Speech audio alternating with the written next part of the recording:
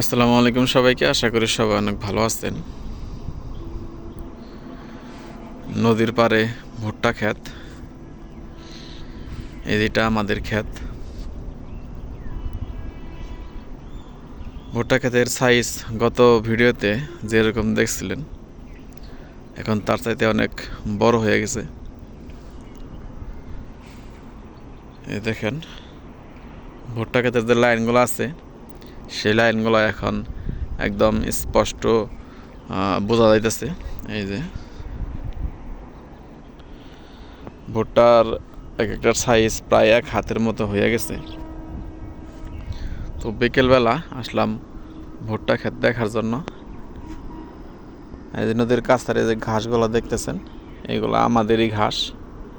আমাদের যে গরুগুলো আছে সেই গরুর জন্য এই ঘাসগুলো বুনছি। যেহেতু আমাদের ক্ষেতের সংকট, আমাদের নিজস্ব কোনো ক্ষেত নাই, তো তার জন্য আমাদেরকে নদীর পাড়ে ঘাস বুনতে হয়। নদীর পাড়ে ঘাস না বুনলে আমাদের গরুকে খাওয়ানো অনেকটাই কষ্টকর হয়ে যায়। তো এই ভুট্টাগুলা, এই সামনে যে এই ভুট্টাগুলো দেখতেছেন, এগুলা অন্য চাষির ভুট্টা। এগুলো আমাদের ভুট্টার আগে বুনছিল, তো তার জন্য মূলত এই ভুট্টাগুলা বড় হয়ে গেছে। আর আমাদের ক্ষেতের ভুট্টার সাইজ এখন এক হাতের মতো হয়েছে। তো আলহামদুলিল্লাহ, ভুট্টার গাছগুলা অনেক ভালো হয়েছে, মাশাআল্লাহ। এই দেখেন, একদম লাইন সোজা।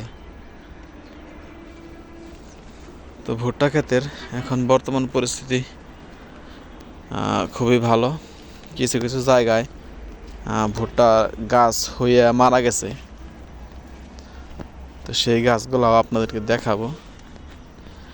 সামনে যে খালি জায়গাটা দেখতেছেন সাদা, শুধু মাটি দেখা যাইতেছে, ওইখানে ভুট্টা গাছগুলো হয়েছিল।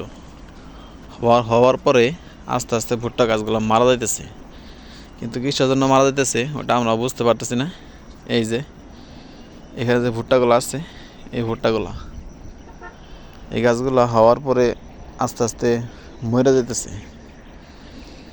দেখেন, এই যে পাতাগুলো আস্তে আস্তে টইলে যাইতেছে। তো এরকম কিসের জন্য হয়েছে আপনাদের যদি আর জানা থাকে একটু কমেন্টে জানায়েন যে এরকম সমস্যা কেন হইল।